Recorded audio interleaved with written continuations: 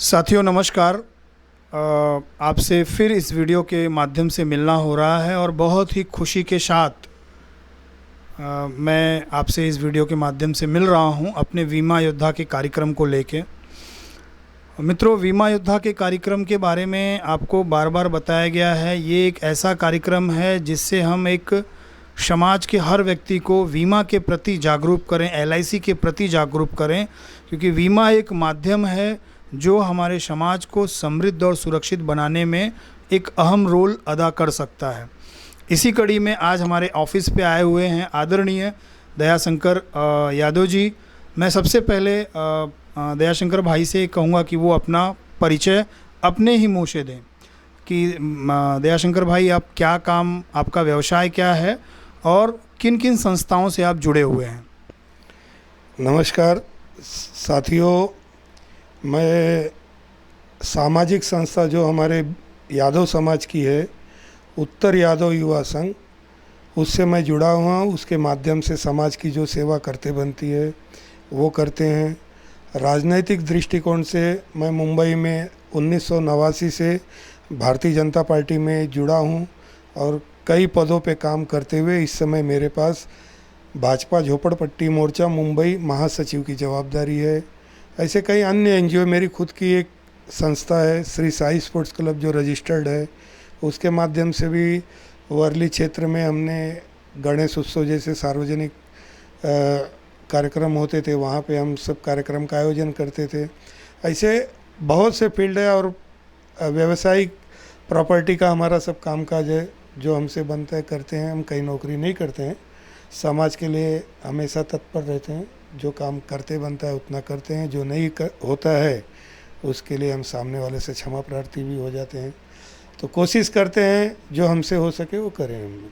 बहुत बढ़िया। एक सामाजिक कार्यकर्ता, सामाजिक एक समझिए कि जिम्मेदारी लेके अपने व्यवसाय को उस तरीके से ही करते हैं। भैया, मैं आपसे ये जानना चाह रहा था कि बीमा को लेके, जैसे बीमा योद्धा हमारा बना हुआ है, हमें ऐसा लगता है कि अगर बीमा के विषय को, भारतीय जीवन बीमा जन जन तक या कम से कम उस व्यक्ति तक पहुंचा दिया जाए जो घर का अर्निंग मेंबर है, जिसकी इनकम के ऊपर उसका परिवार चल रहा है, तो वो घर, वो समाज मजबूत हो जाएगा, हमारा देश समृद्ध और मजबूत बनेगा। इस विषय में आप अपना क्या विचार देना चाहेंगे? हर व्यक्ति को अपना जीवन बीमा तो करना ही चाहिए, चाहे जिसको मतलब जो पसंद हो, लेकिन अपना बीमा उनको कराना चाहिए।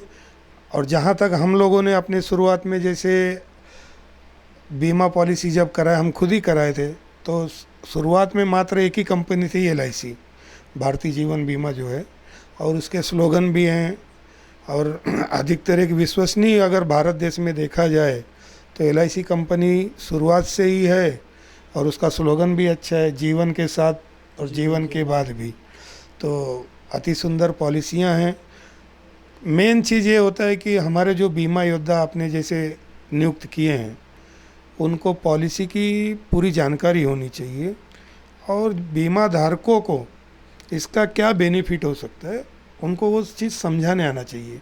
कहीं कहीं अगर समझो आपका बीमा योद्धा समझाने में निरुत्तर हो जाते हैं तो फिर वो सामने वाला जो पॉलिसी लेने वाला होता है उनमें थोड़ा हिचकिचाहट आ जाती है। मतलब या तो जो भी बीमा योद्धा आपके पास हैं उनको एक जगह बैठा के उनका एक मतलब पॉलिसी के बारे में सही जानकारियाँ उस पर वो लोग अध्ययन करें कि ये पॉलिसी मैं लेके जा रहा हूँ। खास करके जो बच्चों की पॉलिसियाँ हैं आज के तारीख में, अपना तो हम लोग करा ही रहे हैं, लोगों को, माँ बाप को ज़्यादा चिंता अपने संतान की होती है कि अपना तो मैं अभी, क्योंकि आज ज़िंदगी का कोई भरोसा नहीं है, तो लोग कोशिश करते हैं कि अपना तो रिस्क उठा लेते हैं लोग, लेकिन बच्चों के लिए माँ बाप हमेशा तत्पर रहते हैं।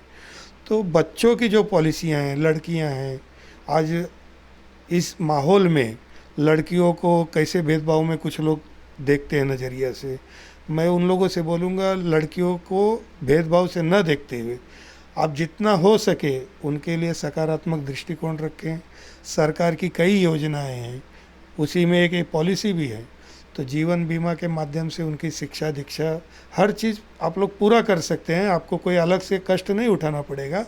तो बच्चियों के लिए, उनके लिए कन्या योजनाएं जितने भी हैं और उन तक ले जाइए। अच्छे ढंग से अगर समझाते हो तो मुझे लगता है कि कोई व्यक्ति ना नहीं बोलेगा। उस समय उसके पास आर्थिक व्यवस्था कैसी है वो नहीं पता मुझे, लेकिन अगर उसके पास पैसे की व्यवस्था है, भरने लायक क्षमता है, अगर आपकी पॉलिसी वैसे तो 100% सही रहती है LIC की, अगर वो अच्छे ढंग से समझाएगा तो ज़रूर लोग पॉलिसी निकालेंगे। थोड़ा मेहनत करने की ज़रूरत है। बहुत बढ़िया, बहुत बढ़िया।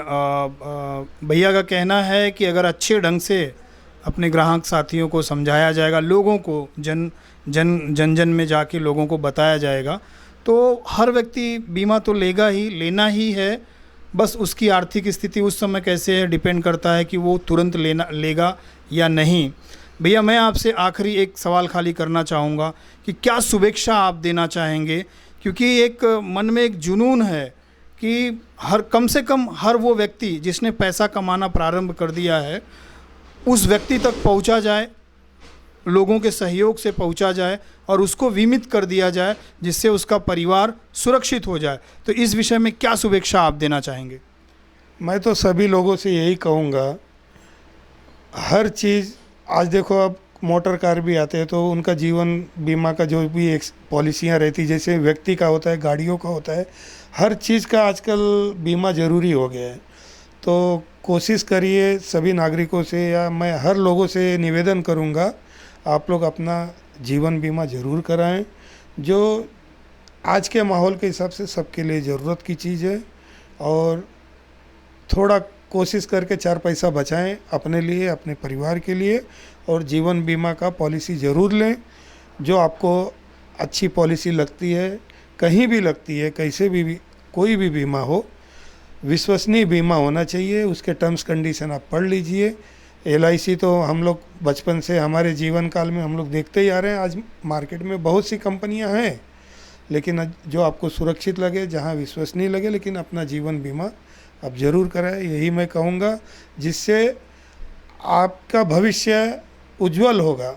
आपको जब इसकी ज़रूरत पड़ेगी, आप जब उस उम्र के पड़ाव पे पहुँचोगे, तब इसका क्या लाभ है, आपके जब पैसे आपके हाथ में आ जाएंगे रिटर्न।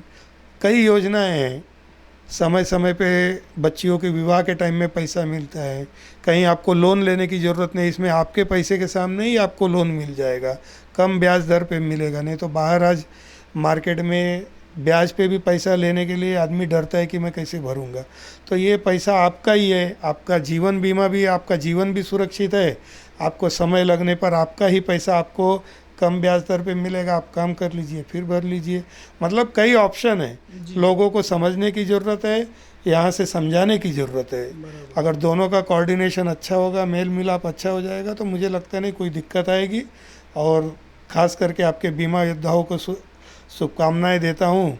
जोश न ठंडा होने पाए, कदम मिलाकर चल, मंजिल तेरे पग चूमेगी आज नहीं तो कल। क्या बात है, बहुत बहुत धन्यवाद भैया। ये थे जोरदार स्पीच देने वाले, अपनी बातों को बहुत ही मजबूती से रखने वाले बड़े भाई दयाशंकर यादव जी।